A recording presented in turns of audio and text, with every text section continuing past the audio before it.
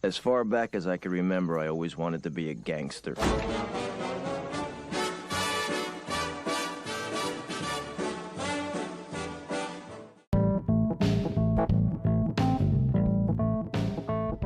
All right, hey everyone, welcome into another episode of the Sleeping with the Numbers podcast. Hope everyone had a good holiday. We are back. I did not have an episode the past couple weeks. Doing my traveling for my holidays, hanging out with the family, getting presents, all that good stuff. Eating way too much food, watching some football. But overall, the past couple of weeks were pretty solid in terms of betting. Week 15, we ended up being up 3.71 units. Week 16, up 4.49 units. So doing okay here. The model seems to be really getting back on track. It is currently, let's see here, at a 47.917% win rate with ROI of 9.56%, up 18.36 units. So pretty good there. Not a ton to complain about. If we do go back and look at last week, it really had some awesome wins for week 16. Las Vegas money line, the biggest one on here at plus 430 we hit.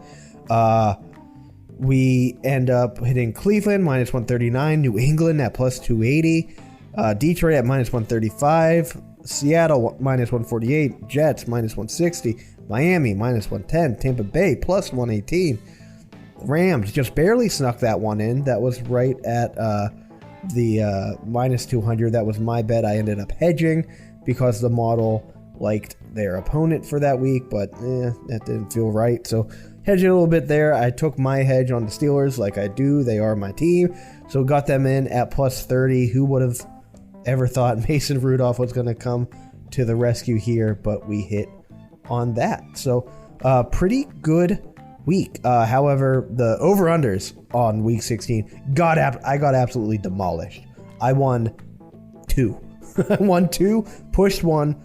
The rest were losses. So that was bad. But in week 15, it was the exact opposite. I hit 1, 2, 3, 4, 5, 6, 7, 8, 9, 10, and only missed on 2 of them. So whatever. You win some, you lose some. What matters is where you're at profit-wise at the end of the season, and that's where we are always looking towards. If you pay attention to the website, there is a new section on the bets page for futures. So my future bets that I had for total wins, over-unders for the season, those are pouring in. Not great so far. Only a 30% win rate, down 8.51 units, but we still have a few in the chamber, and it's possible to still make profit on those over-under team win bets. I have, let's see here, 1, 2, 3. Got a handful of teams here left. Arizona, I need 1 win from them. That'll be tough. The Falcons, I need to lose 1 more game. That seems doable. Buffalo, I need to win. I need them to win out. I need 2 wins from them. Seems possible. But Buffalo likes to get a little crazy sometimes and lose games they shouldn't. Chicago, I need them to lose 1. Also seems possible. Dallas, I need them to win 1. Sounds good. Denver, that's an interesting one. I have no idea what to expect here from Denver. You have the whole shenanigans going on over there. It's a business. I'll say that. I don't think Russ and Peyton ever liked each other. I think both of them are overrated. They were each carried by the teams that made them look so good. But it is what it is. Is it disrespectful and unethical? Absolutely. But at the end of the day, it's a business.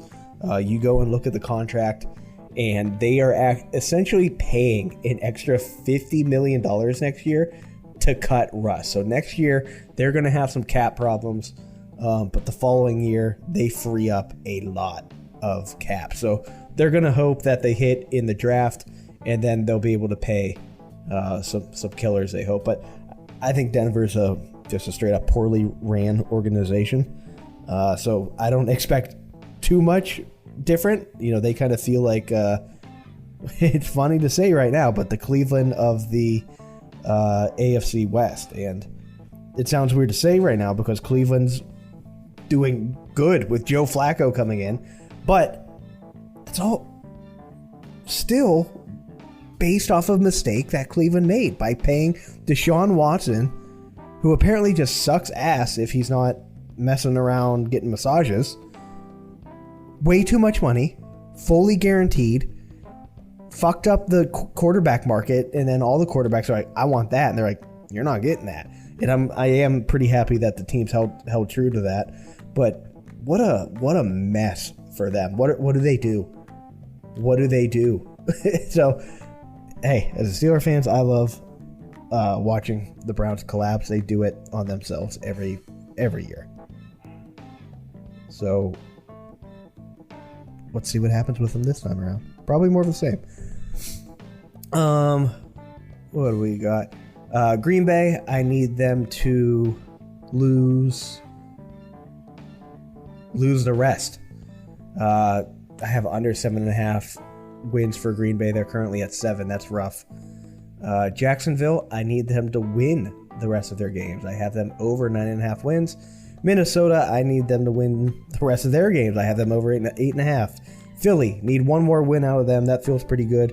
Steelers, I need one more win out of them, but kind of like Buffalo, they lose games that they shouldn't. And, well, we also win games we shouldn't, so let's see what happens there. And in direct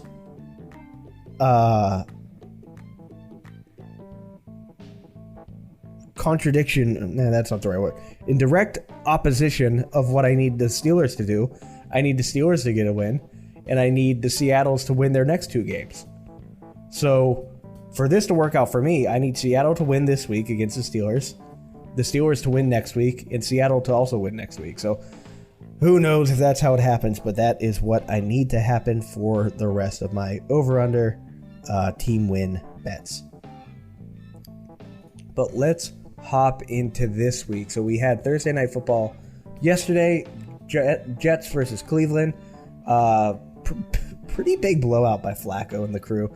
They had no Amari Cooper, who absolutely had a monster game over Christmas.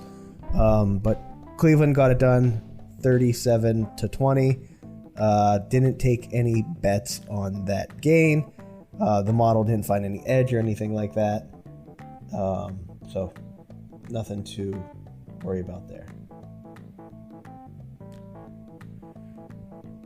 So moving on to the rest of the games, we will kick it off with Saturday. Detroit versus Dallas, the highest over-under of the week, 52.5 points. Detroit 11-4, Cowboys 10-5.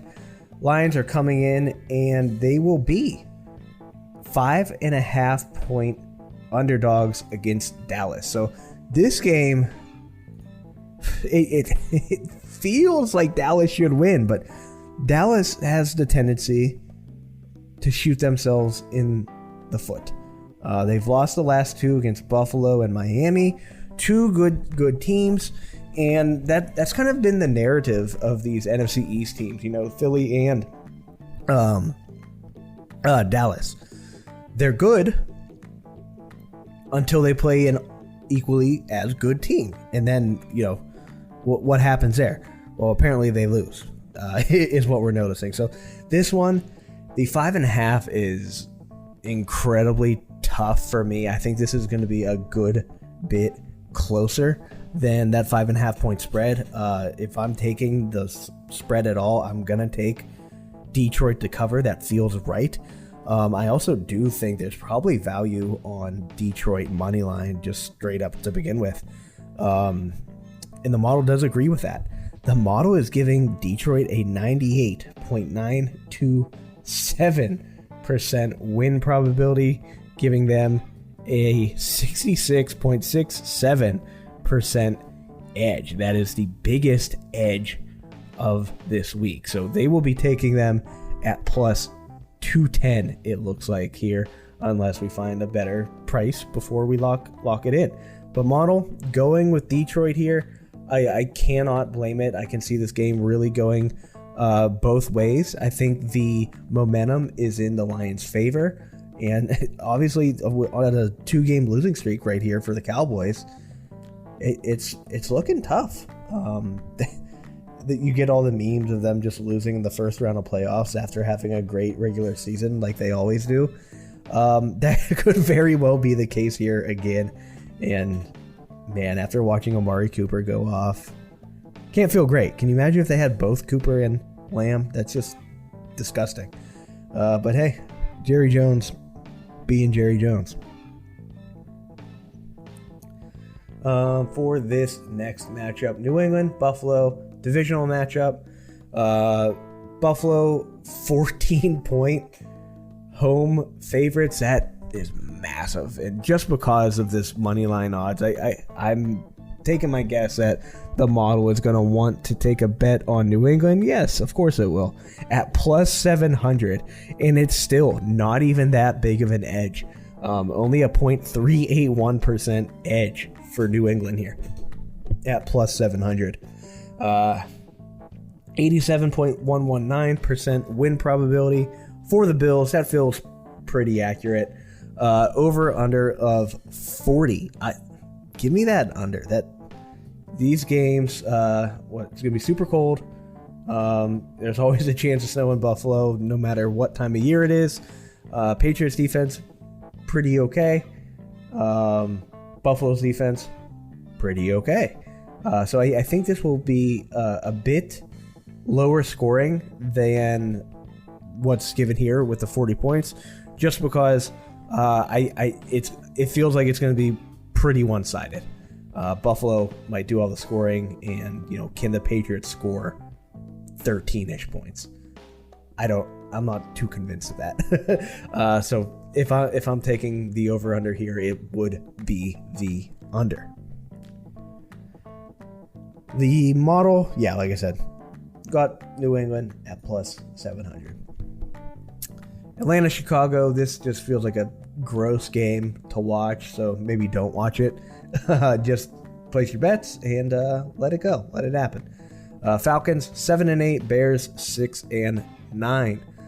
The Bears are 2.5-point home favorites. I tend to agree with that. The Falcons are a very confusing team. They beat the hell out of the Colts last week, but then they lost to Carolina and Tampa Bay. So I don't exactly understand what this team is. Arthur Smith feels awful as a head coach, but he'll get enough wins to protect his job.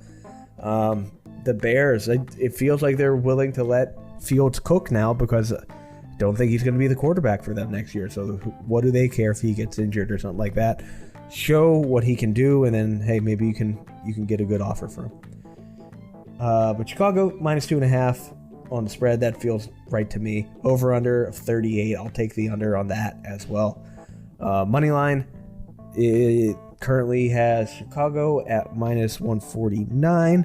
The model will be taking.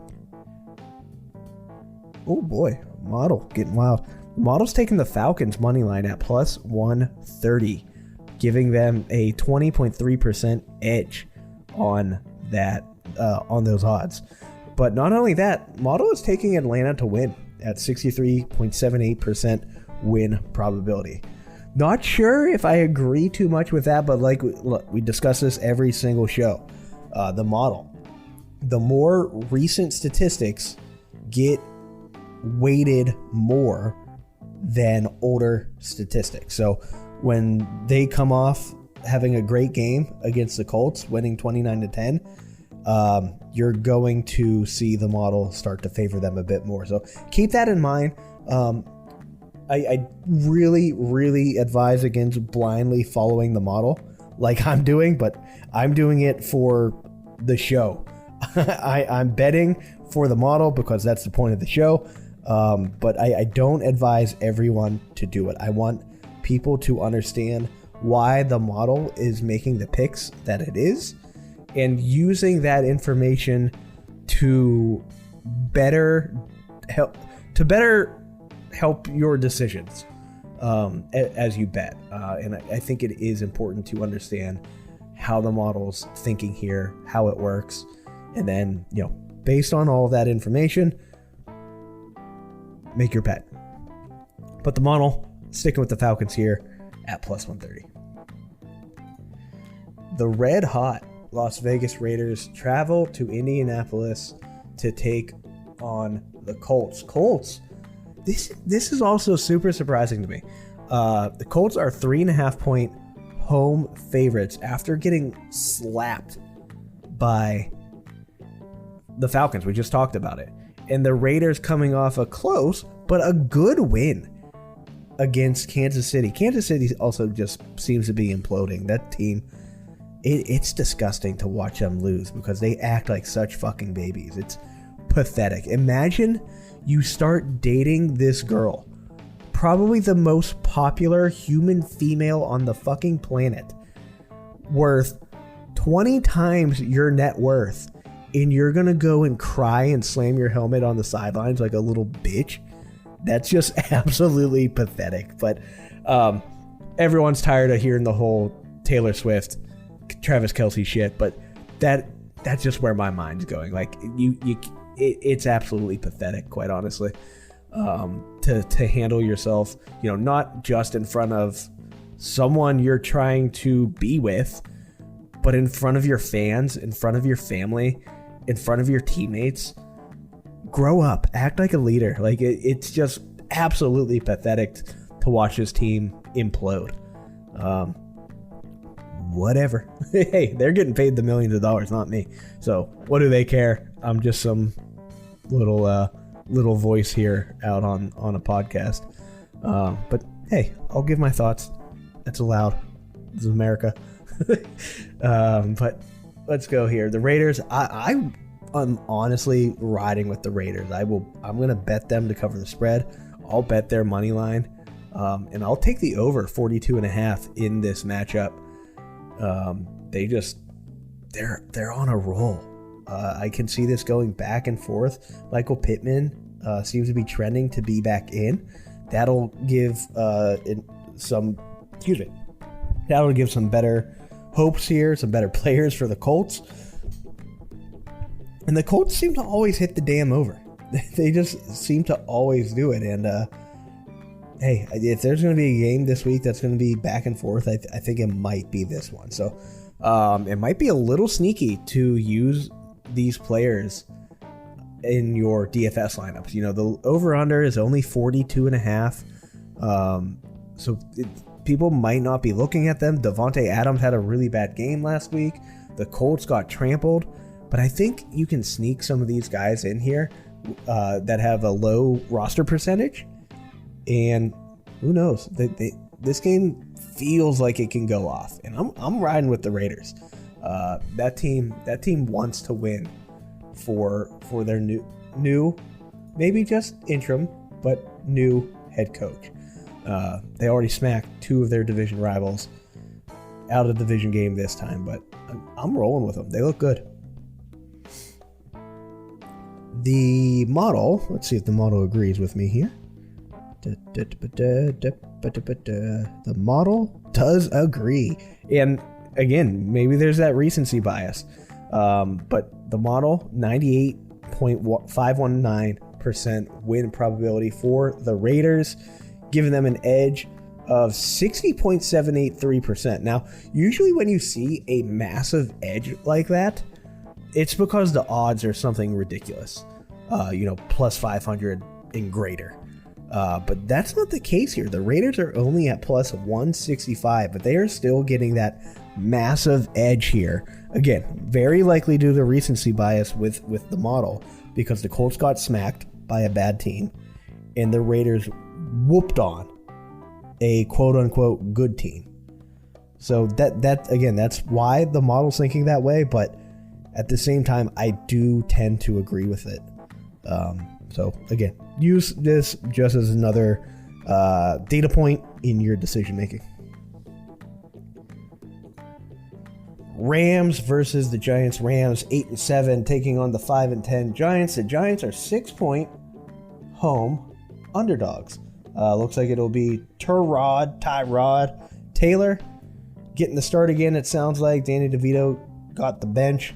Matthew Stafford and the Rams looking good. They're coming out of it. The only loss they've had in the past 6 weeks was against Baltimore, which you can't blame them for that. But they got the wins against their division mates, the Seahawks and the Falcons. Wow. The Cardinals, there's too many birds. The Cardinals beat the Browns, lost to the Ravens, beat Washington, beat the Saints. Now, none of those are the scariest teams in the world, and they should have won. It's like all the ones they were favored in, they won. The ones they were the dog in, just the Ravens, they lost. So Vegas seems to have them figured out pretty good here. They're 6-point away favorites here against the Giants. That makes sense. They're looking good. They're on a roll. Saints defense is a tough one. Ravens defense is a tough one. They lost, but they kept it close. They almost won that game. And then the Cleveland defense, they were a little banged up back then, but still a solid defense. So, like the Rams here to win, cover 6 points probably feels about right as well. The over/under 43.5. I tend to lean on the under here, but I'm not convinced enough to probably make a bet here. I might just sit back and not touch that one. But if I'm forced to make a pick, I think the under sounds right. I don't know. The Giants have just a tough time on offense. Poor Barkley. I need him this week. But the model here, taking the Rams to win, 95% win probability, 26.141% edge at -225. That is outside of our range for when we take our bets, so we are not taking that one.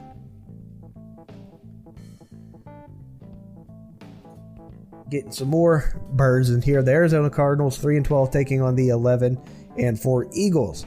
Eagles are 12-point home favorites, over/under of 48. That feels like an easy under for me. Cardinals not the best team in the world. The Eagles defense should be able to take care of them. I'll take that under 48. That seems very high. That's almost like you're expecting a back and forth showdown, and that is not happening with these two teams. Most of the blame here on the Cardinals. That is just not going to happen. So usually when there's a low probability of a shootout and the over/under is set decently high, that's when you take the over. But there's not a shootout. I don't think it's happening in this one. So the model will no edge. Hold on, checking again. Let me check my math. Yes. No edge found in this game for the model, so no bet will be made. 12-point spread, I don't want any part of that either. The under is, I think, the only bet I'm willing to make on this game. A game that does seem to have a bit of a shootout potential is this New Orleans Saints versus Tampa Bay Buccaneers matchup. Super important game for these teams. So I can see both of them coming out swinging. Who gets the win? It's a great question. I do lean towards Tampa here, just because I never want to bet on Derek Carr. It just never seems to go well. And only a 2.5-point home favorite for Tampa Bay. That seems like a nice line to take. So I'm pretty comfortable taking that. The over/under is set at 42.5. I can see the over in this one. Both teams, I think, have weapons to score. Defenses, Saints defense is probably better than the Buccaneers. Well, not probably. It is better than the Buccaneers. But at the same time, I don't think they're not shut down like they were. And it sounds like Lattimore isn't playing either. So Mike Evans probably going to go off, is what that tells me. The model here will be taking Tampa Bay to win and cover, taking Tampa Bay at minus 135. Another probable blowout type game here. San Francisco taking on the Washington Commanders. Commanders are 13.5 point home underdogs. Yet again, you get a high over-under in this game, higher than the Arizona-Philly matchup, a 49.5 point over-under. That's way too much. How is... I just don't see it. I don't know how the Commanders are putting up... What? They need to put up 20-some points. I don't see them doing that against likely the best defense in the league. I just don't see it happening. Now, their defense got smacked around by Baltimore last week, but Commanders aren't the Ravens. So easy under here. That's a slam bet for me. Spread. These large spreads are always just super difficult to choose a side because you can see both of it. But I think I just stay away from that one. The 13.5. That's not. I can't do it. The model. Yeah, just because it is a massive odds. Washington money line at plus 618 is what the model will be taking here. Again, they don't expect them to win. They still expect San Francisco to win, but the model, they found an edge on those odds for Washington. So that's what they will be taking. We'll see if Brock Purdy can get back out there and feel okay. Weird sidebar discussion here. I think before that game, Purdy was at like the top of the list for MVP odds, and I haven't checked what they are recently. So let me do that now. Let me check what the current odds are for MVP, because it can't be Purdy anymore. Just because I straight up just think if you are ever benched in a game, you should automatically be removed from the MVP conversation, because you're not the most valuable player if they remove you from the game. That just doesn't make sense. That's completely contradicting. If you are the most valuable player for your team, you need to be in there on every single play. So this should immediately remove him from that discussion. There are no available MVP. Okay, there we go. Yep, there we go. Thank you, Vegas. That makes a ton of sense. Lamar Jackson, currently minus 190 for MVP. Christian McCaffrey, a running back, is currently at plus 500. We're getting down to the wire here. We talked about it at the beginning of the season. MVP is almost always a quarterback, and I expect it to be the same here. But Brock Purdy, down at plus 1,200 now the fifth favorite.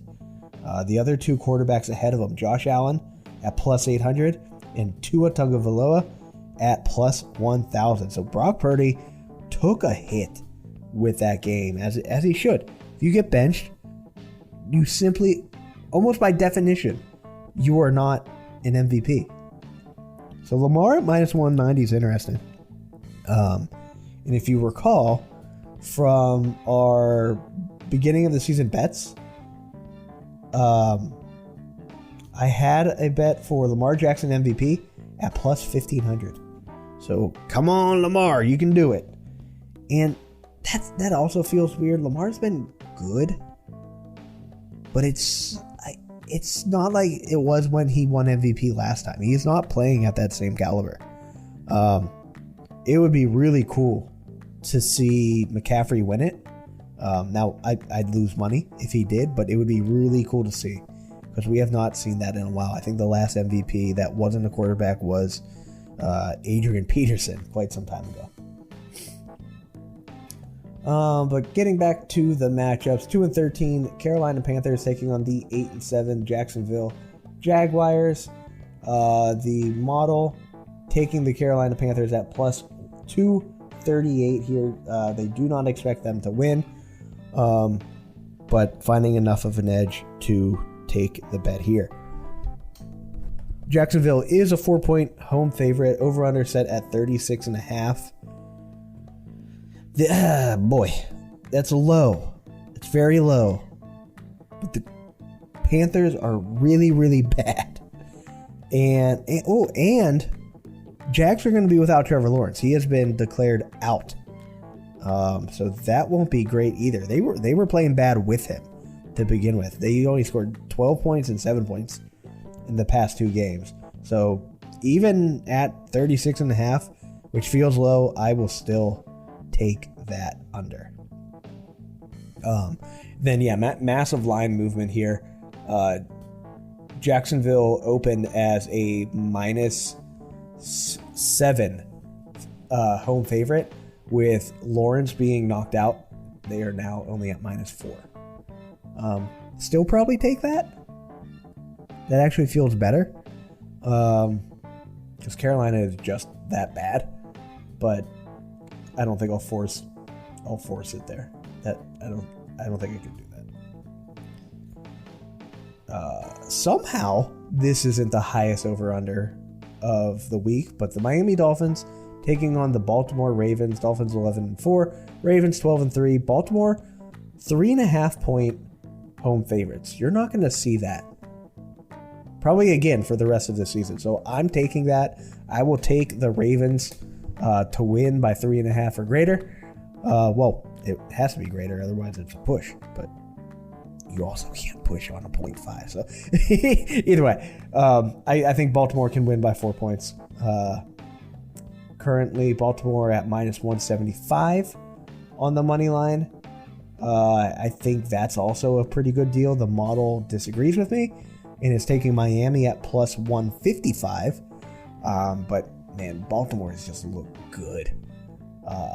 You really cannot take that away from them. Dolphins also 2 great games against 2 good defenses against the Jets and the Cowboys, but they barely pulled out the Cowboy game. The Cowboy win. Win's a win, but we discussed the Cowboys earlier and how wishy-washy they are when playing good teams. Miami, obviously a good team, got the win there. I don't think they are going to have as easy of a time with Baltimore. Sad to say, but I'm pretty sure that's how it's going to go. So I'm all in on Baltimore here. I think there's value in both the spread and the money line model. Opposite side of that is taking the Miami money line, 46.5 over under. I'll take the over. I think this can be back and forth. Ravens and Dolphins both have pretty solid defenses, but I do not think it will matter. Both of these coaches are creative enough to get the ball in the hands of their playmakers, and any single play can turn into a touchdown, is how I feel about this game. So I'll take the over here. I usually don't buy into like, oh, this team's so good, and this team's so good, they're going to score a shit ton of points. I usually don't buy into that. But now I'm realizing that in the past few years when that's been said, it's been Kansas City and Buffalo. And Cincinnati a little bit. But here, I do believe that these teams are currently playing at a different tier than these other teams. Tennessee at 5-10. Wow, I didn't know that they were that bad. Damn. Tennessee at 5-10. Texans at 8-7. Texans are 4-point home favorites. Sounds like CJ Stroud may be coming back here. Keep an eye on that. Over-under set at 44. Quite honestly, I don't know if Stroud plays. The over is easier to take, but I'm just not super convinced just yet. The model will be taking Tennessee at plus 190. yeah, I guess it's seeing that Texans had a tough loss against Cleveland, and Tennessee had a loss against Seattle that was a bit closer. Yeah, it's just such a toss-up. Essentially, a 50-50 game, and when it is a 50-50 game, you take the underdog, is what the model's doing here. Houston just beat them 19-16 last time. That was a very close game. Houston was pretty banged up back then as well. So I really do think it depends on the quarterback here. If Stroud's back, this feels like an easy Houston. If not, I don't know. We don't even really know who the Titans quarterback is. Levis might be back. Tannehill looked bad.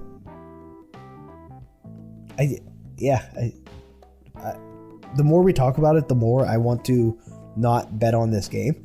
So that might end up being what I do here. Keep an eye on the website, sleepingwiththenumbers.com/bets, to see what I decide to do.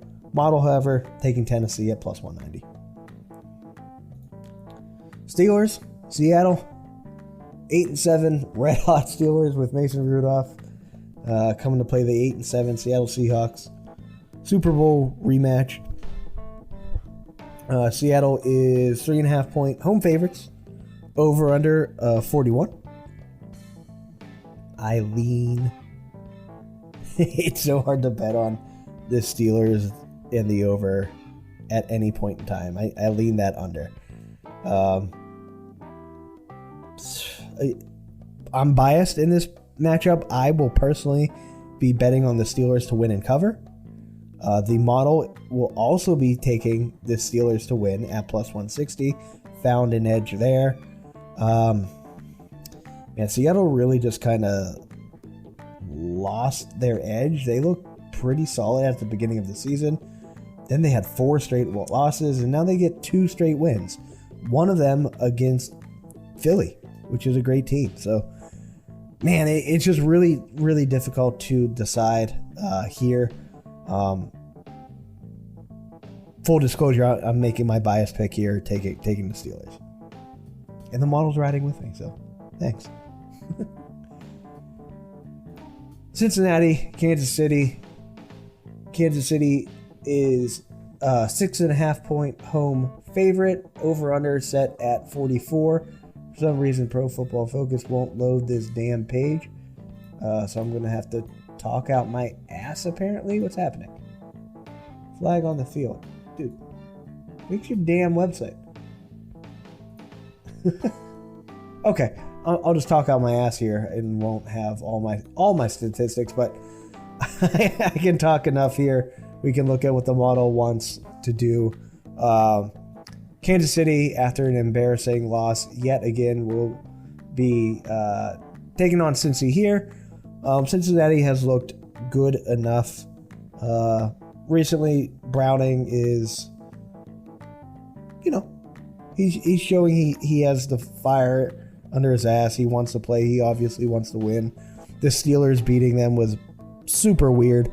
Almost fluke worthy of talking, if we're talking about it.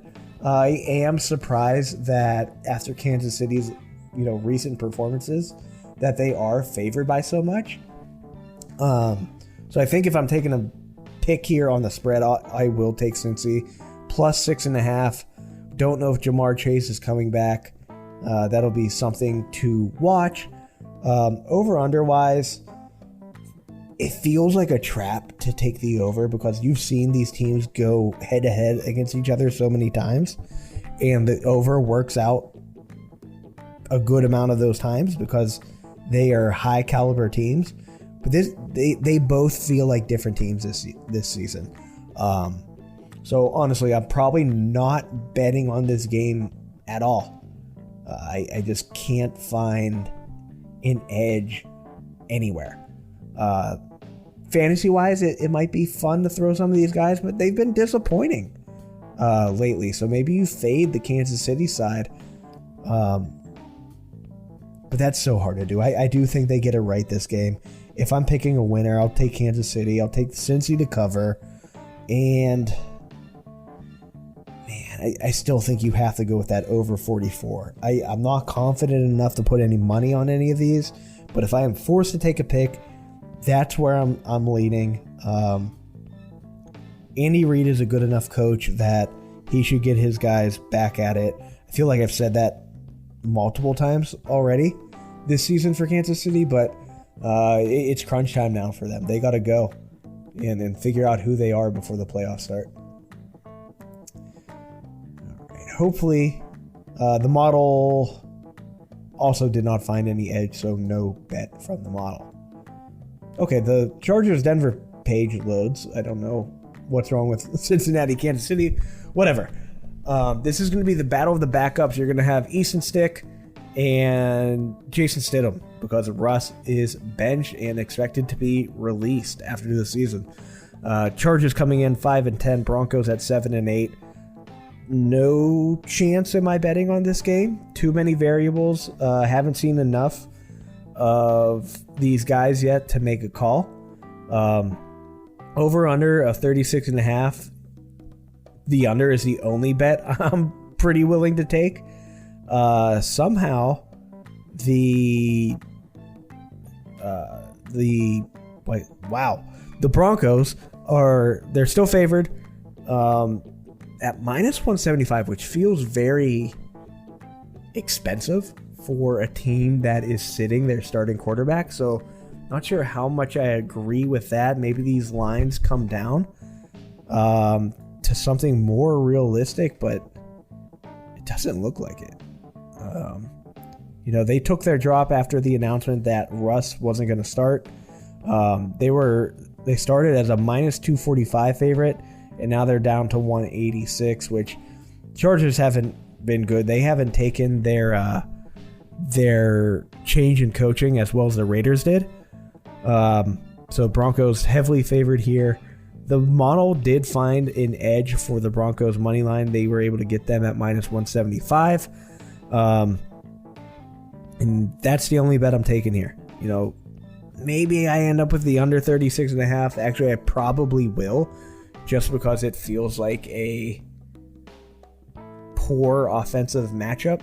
I don't think either of these offenses can move the ball.